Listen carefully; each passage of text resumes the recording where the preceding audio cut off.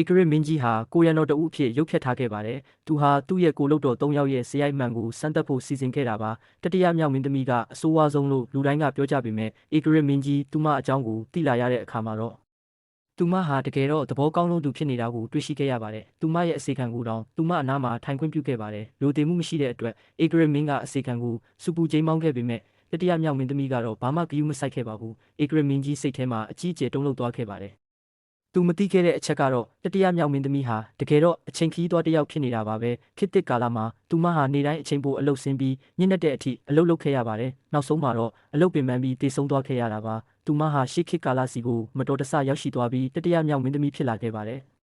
အဲ့ဒီအချိန်မှာပထမမြောက်မင်းသမီးကသူမကိုပန်းတွေအတူတူကြီးဖို့ဖိတ်ခေါ်ခဲ့ပါတယ်တတိယမြောက်မင်းသမီးကချက်ချင်းပဲခက်ထန်တဲ့အမူအရာလုပ်လိုက်ပါတယ်ဘာလို့လဲဆိုတော့သူမရဲ့စိတ်ထဲမှာကောင်းကောင်းသိနေလို့ပါပဲနန်းတွင်အရှုပ်တော်ပုံဟာလုပ်ငန်းခွင်လိုပါပဲမပြတ်သားရင်သူတစ်ပါးရဲ့အနိုင်ကျင့်တာကိုခံရမှာပါသူတို့ပန်းချံတဲ့ကိုရောက်လာကြပါတယ်ပထမမြောက်မင်းသမီးကအပြစ်ကင်းပြီးသဘောအကောင်းဆုံးလို့ဧကရစ်မင်းကအမြဲထင်ခဲ့တာပါဒါပေမဲ့သူမဟာဧကရစ်မင်းပတ်ဝတ်မုံနဲ့မတည့်တာကိုကောင်းကောင်းသိနေပါတယ်ဒါတောင်မှသူမဟာတတိယမြောက်မင်းသမီးကိုဧကရစ်မင်းစီပန်းတွေပို့ပေးဖို့တမင်တက်တက်ခိုင်းစေခဲ့ပါတယ်သူမရဲ့လုပ်ရက်တွေကြောင့်ဧကရစ်မင်းကြီးအလွန်စိတ်ပြတ်သွားခဲ့ပါတယ်သူဟာသူမကိုအတန်ကြဲကြဲနဲ့စူပူဖြစ်တင်တော့မဲ့အချိန်မှာပဲတတိယမြောက်မင်းသမီးကပါနတ်စွာနဲ့အခြားပန်းအိုးတစ်လုံးကိုအစားထိုးယူဆောင်လာခဲ့ပါတယ်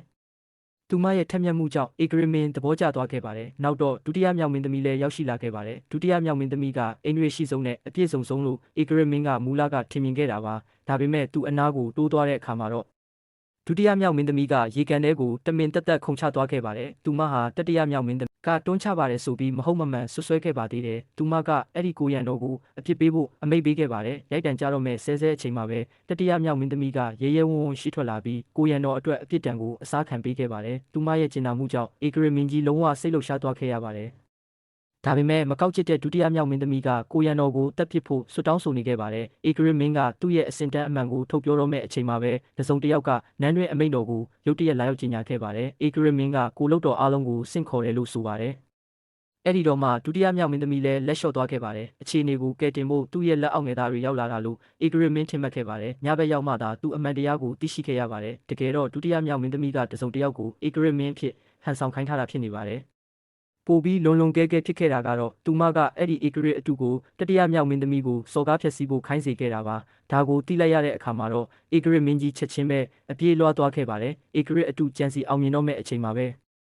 ဧကရစ်အစ်စ်ကအချိန်မီရောက်ရှိလာခဲ့ပါတယ်ဒါပေမဲ့သူဟာအခြားသူတွေရဲ့တားဆီးခြင်းကိုခံခဲ့ရပါတယ်အပြင်ကစူညံတန်တွေကိုကြားရတဲ့အခါမှာတော့တတိယမြောက်မင်းသမီးကချက်ချင်းပဲအပြင်ကိုပြေးထွက်လာခဲ့ပါတယ်သူမကအခွင့်ကောင်းယူပြီးအစီခံကိုစိတ်ငြိမ်တဲ့တာပေါင်းယူလာဖို့ခိုင်းစေခဲ့ပါတယ်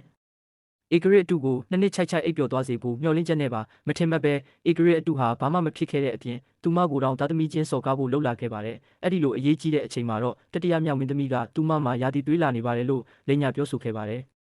ဒါပေမဲ့ဧကရစ်အတူကတော့လွတ်မပေးဘဲနန်းတွင်သမားတော်ကိုစစ်ဆေးဖို့ချက်ချင်းဆင့်ခေါ်ခဲ့ပါတယ်တတိယမြောက်မင်းသမီးမျှော်လင့်ချက်မဲ့နေတဲ့အချိန်မှာပဲနန်းတွင်သမားတော်ကသူမမှာကိုဝင်ရှိနေပါတယ်လို့မထင်မှတ်ပဲအဖြေထုတ်ပေးခဲ့ပါတယ်